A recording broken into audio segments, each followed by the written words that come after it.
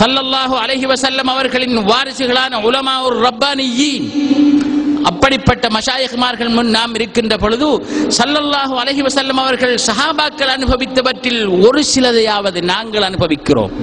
அதைத்தான் அபூ மதியன் அல்-கௌஸ் அவர்கள் சொன்னார்கள். அப்படிப்பட்ட ஃபக்ரும் பணிவும் இல்லாமல் ஒரு மனிதன் அல்லாஹுவை அடைய முடியாது. அந்த பணிவை எப்போது நாங்கள் பெற முடியும்? ஒரு காதல் தான் ஒரு காதலனை காதலிக்கு முற்றும் முழுதும் பணிவுள்ளவனாக ஆக்க முடியும். அதனால் தான் இப்னு தைமியா கூட குர்ஆன் வசனமாகிய வமா கலக்துல் ஜின்ன வல் இன்ஸ இல்லா லியஅ்புதூன், மனிதனையும் ஜின்னையும் என்னை வணங்குவதற்காகவே படைத்தேன் இல்லா லியஅ்புதூன் என்ற வசனத்திற்கு தெளிவு கூற வந்த பொழுது, ஷர்ஹ் செய்ய வந்த பொழுது, தஃப்சீர் செய்ய வந்த பொழுது என்ன கூறினார் என்றால், என்னை வணங்குவதற்காகவே அன்றி என்றால் என்னை நேசிப்பதற்காகவே அன்றி. அதன் கருத்து ஏனென்றால் உண்மையிலேயே அல்லாஹ்வை நேசிப்பவன் தான் உண்மையான இபாதத்தாளியாக இருக்க முடியும் என்று இப்னு தைமியா கூட கூறினார். அவர் கூறுவதற்கு காரணம், அவர் காதிரியா தரீக்கத்தைச் சேர்ந்தவர். இன்றைய தௌஹீதிவாதிகள் அதை மறைக்க முற்பட்டாலும்,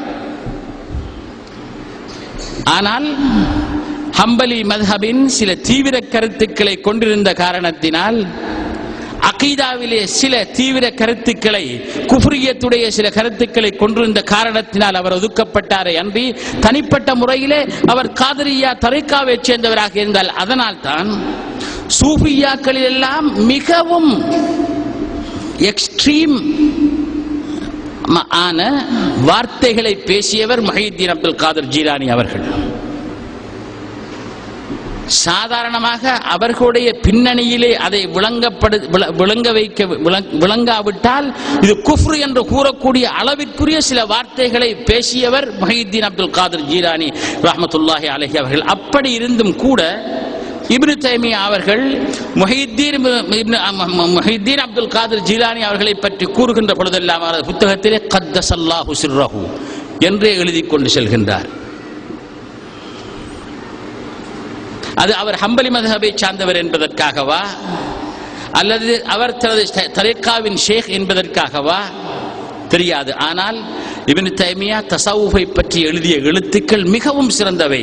சூஃபியாக்களை போலவே தஸவுஃபை பற்றி எழுதியிருக்கின்றார்கள் 2 வால்யூம்களிலே. அவர் என்ன சொன்னார்? வமா கலக்துல் ஜின்ன வல் இன்ஸ இல்லா லியஅ்புதூன் என்றால் அதன் கருத்து, இல்லா லியஅ்புதூன் என்றால் என்னை வணங்குவதற்காகவே அன்றி, நாங்கள் வணங்குவதற்காகவே என்றால் அதன் கருத்து என்னை நேசிப்பதற்காகவே.